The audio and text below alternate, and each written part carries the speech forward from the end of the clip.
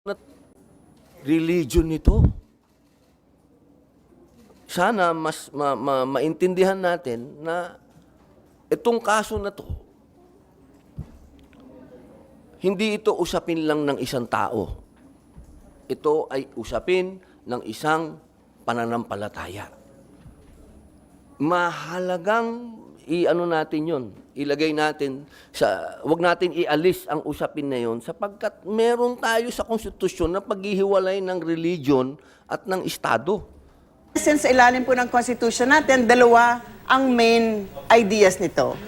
Unang-una, hindi dapat gamitin ng kabangbayan para sa pagpapromote or pag-establish ng isang relihiyon.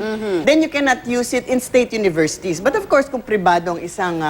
Pwede. Pwede, okay. Nung pangalawang idea nitong separation of church and state, bawal naman na makialam ang ating pamahalaan. Hindi pwedeng pigilan ang isang tao sa pagpapractice ng kanyang religion.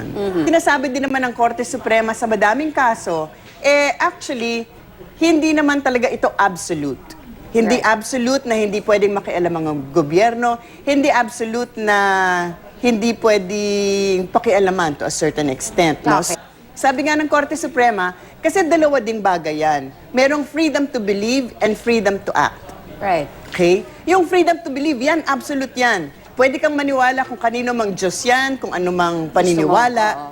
Pero yung freedom to act, ibang usapan na yan. So in the end, okay, habang kinikilala natin ang freedom of religion, kailangan din natin intindihin na at the end of the day, kailangan pa rin natin isipin kung ano ang batas. safety, public safety, public order,